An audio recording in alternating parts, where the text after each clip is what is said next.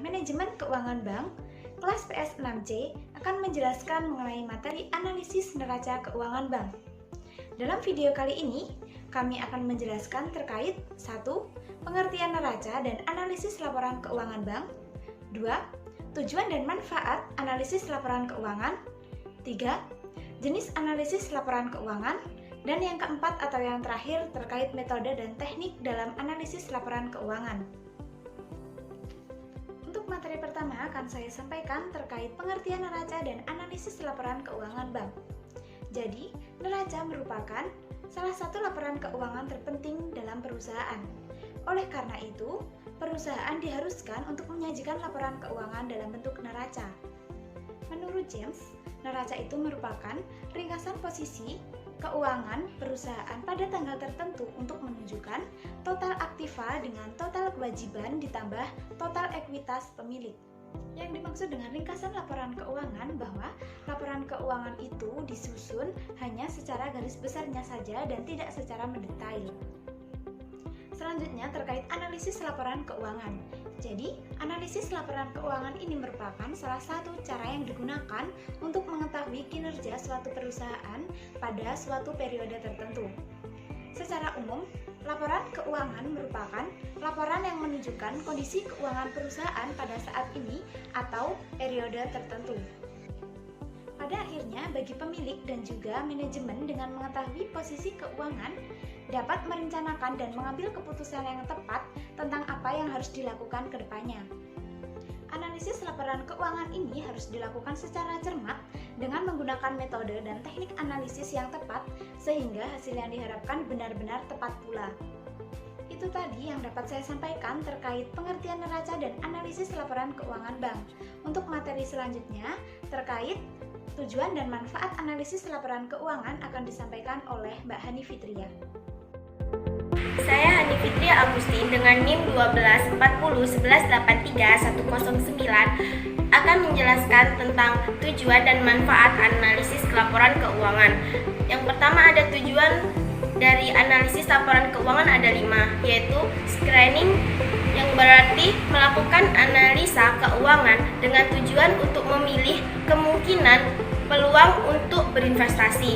Yang kedua ada forecasting, yaitu digunakan untuk memprediksi kondisi keuangan yang akan datang di masa depan.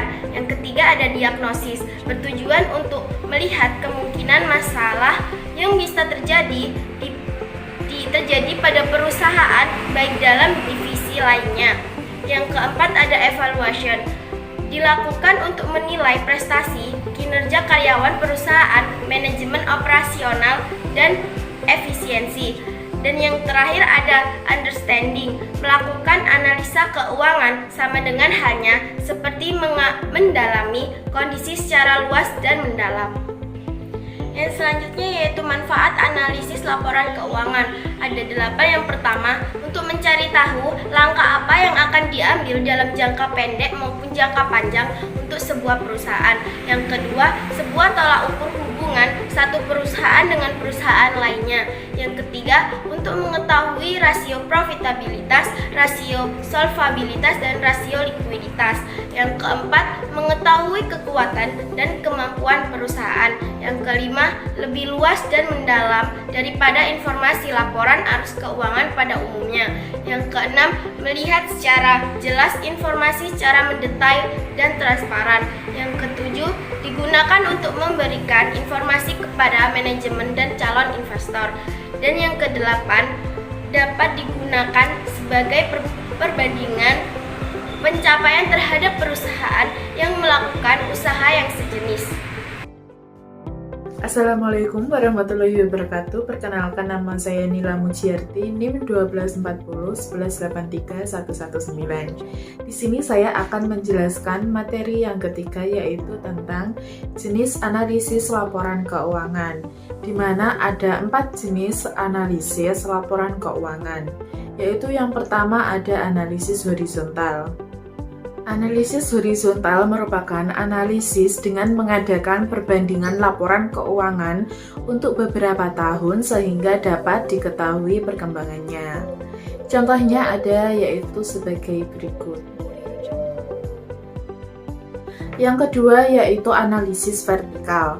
Analisis vertikal adalah laporan keuangan yang dianalisis meliputi satu periode atau satu waktu saja, dengan cara membandingkan akun yang satu dengan akun yang lain dalam laporan keuangan tersebut, sehingga akan diketahui keadaan keuangan atau hasil operasi pada saat itu saja. Ketiga, ada analisis eksternal, di mana analisis yang dilakukan oleh pihak-pihak yang tidak dapat memperoleh data laporan keuangan secara mendalam mengenai keuangan suatu perusahaan. Sedangkan yang keempat yaitu analisis internal, di mana analisis yang dilakukan oleh pihak-pihak yang dapat memperoleh data laporan keuangan secara mendalam mengenai keuangan suatu perusahaan. Assalamualaikum warahmatullahi wabarakatuh. Saya Septi Nur Wahyu Anggreni, NIM 124011831123, akan menjelaskan materi poin keempat mengenai metode dan teknik analisis laporan keuangan. Ada 3 macam teknik analisis laporan keuangan. Yang pertama, analisis perbandingan laporan keuangan, merupakan metode dan teknik analisis dengan cara membandingkan laporan keuangan untuk 2 periode atau lebih dengan menunjukkan 1. Perbandingan jumlah akun beberapa periode. Kedua, kenaikan atau penurunan jumlah akun beberapa periode dalam jumlah rupiah. Ketiga, kenaikan atau penurunan jumlah akun beberapa periode dalam persentase. Yang keempat, yaitu perbandingan yang dinyatakan dengan rasio dalam beberapa periode. Yang kelima, yaitu persentase dalam total pasifa maupun aktiva dalam beberapa periode. Untuk yang kedua, yaitu analisis tren. Analisis tren merupakan analisis yang menunjukkan kemajuan keuangan perusahaan yang dinyatakan dalam persentase tertentu. Analisis tren juga merupakan suatu metode dan teknik analisis untuk mengetahui kecenderungan keuangan perusahaan naik atau turun. Selanjutnya, yang ketiga yaitu analisis common size. Analisis common size merupakan analisis yang disusun dengan cara menghitung tiap-tiap rekening dalam laporan laba rugi atau neraca menjadi proporsi total penjualan untuk laporan laba rugi atau dari total aktiva untuk laporan neraca.